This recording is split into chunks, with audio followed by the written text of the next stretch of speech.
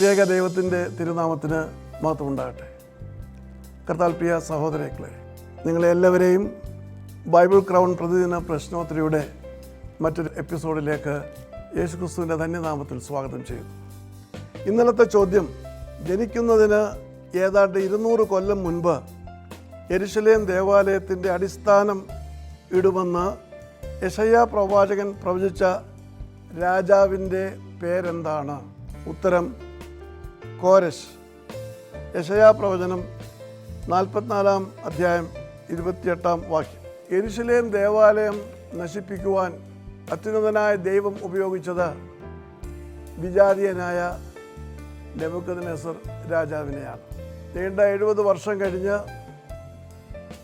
യെരുശലേം ദേവാലയം വീണ്ടും പണിയുവാനും അടിമകളായിട്ട് ബാബിലോണിൽ കഴിഞ്ഞിരുന്ന തൻ്റെ ജനത്തെ വിട്ടയക്കുവാനും ദൈവം നിയോഗിച്ചത് കോരശ് എന്ന രാജാവിനെയാണ്. യെരുശലേമിലെ ദൈവം തനിക്ക് ഒരാലയം പണിയണമെന്ന് എന്നോട് കൽപ്പിച്ചിരിക്കുന്നു എന്ന് പറഞ്ഞ് യെരുശലേം ദേവാലയത്തിൽ നിന്ന് നെബൂഖദ്നേസർ രാജാവ് കൊള്ളയടിച്ചുകൊണ്ട് വന്ന എല്ലാ ഉപകരണങ്ങളും തിരിച്ചെടുത്ത്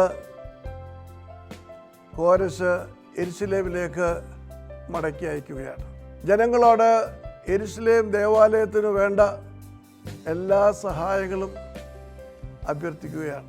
അങ്ങനെ വിജാതീയനായ ഒരു രാജാവിനെ കൊണ്ട് നശിപ്പിച്ച യെരുശലേം ദേവാലയം വീണ്ടും അത്യുന്നതനായ ദൈവം താൻ തിരഞ്ഞെടുത്ത വിജാതീയനായ കോരശ് എന്ന രാജാവിലൂടെ പൂർണ്ണമാക്കും. ഇന്നലത്തെ വിജയി.